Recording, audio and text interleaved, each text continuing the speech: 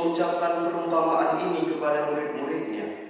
Hal kerajaan surga seumpama 10 gadis yang mengambil pelitanya dan pergi menyambut mempelai laki-laki. 5 di antaranya bodoh dan 5 bijaksana. Gadis-gadis yang bodoh itu membawa pelitanya tetapi tidak membawa minyak. Sedangkan gadis-gadis yang bijaksana itu selain pelita juga membawa minyak dalam botol mereka. Tetapi karena mempelai itu lama tidak datang-datang juga, mengantuklah mereka semua lalu tertidur. Waktu tengah malam terdengarlah suara berseru, "Mempelai datang, sambutlah dia." Gadis-gadis itu pun bangun semuanya, lalu membereskan pelita mereka. Gadis-gadis yang bodoh berkata kepada gadis-gadis yang bijaksana, "Berilah kami sedikit dari minyakmu itu, sebab pelita kami hampir padam." Tetapi gadis-gadis yang bijaksana itu menjawab, "Tidak, nanti tidak cukup untuk kami dan untuk kamu. Lebih baik kamu pergi membelinya pada penjual minyak." Tetapi ketika mereka sedang pergi untuk membelinya, datanglah mempelai itu, dan mereka yang telah siap sedia masuk bersama-sama dengan dia ke ruang perjamuan kawin, lalu pintu ditutup. Kemudian datang juga gadis-gadis yang lain itu dan berkata, "Tuan, Tuan, bukakanlah pintu bagi kami."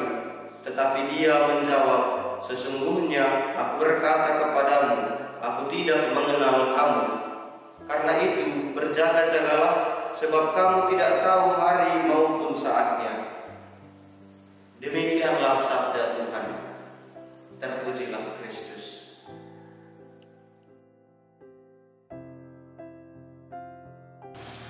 Pace ebene, Bapak Ibu saudara-saudari yang terkasih dalam Tuhan kita Yesus Kristus, selamat hari Minggu bagi kita semua.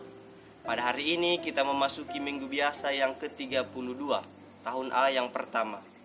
Bacaan Injil yang baru saja kita dengar mengisahkan tentang 5 gadis bodoh dan 5 gadis bijaksana dalam menantikan kedatangan mempelai. Perbedaan mendasar dari kebodohan dan kebijaksanaan mereka terletak pada persiapan dalam menantikan mempelai. 5 gadis bodoh membawa pelita tetapi tidak membawa minyak.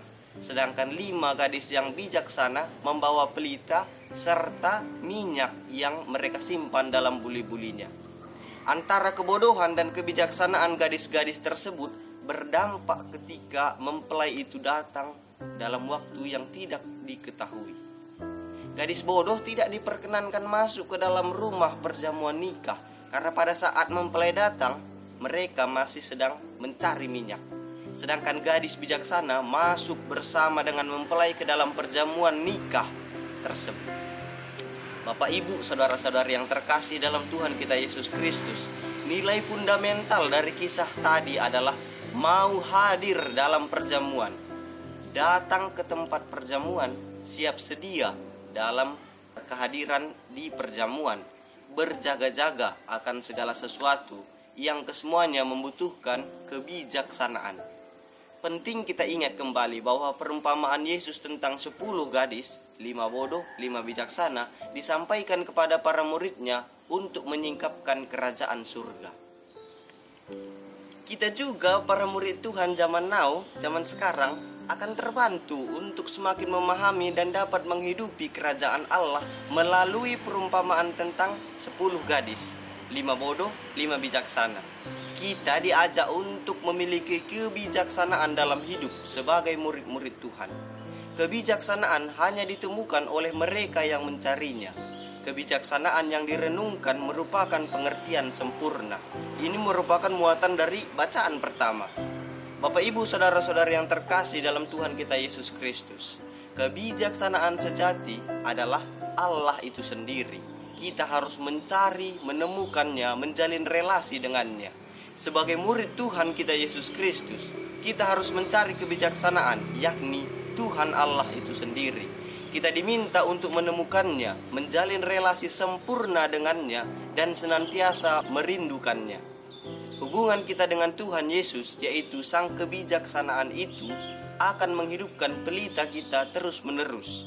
Hingga saatnya mempelai datang, yaitu saat kita bertemu pada Sang asal dan tujuan hidup, yakni Allah sendiri, kita masuk ke dalam pesta perjamuan, ke ruang perjamuan, yakni kerajaan Allah itu sendiri.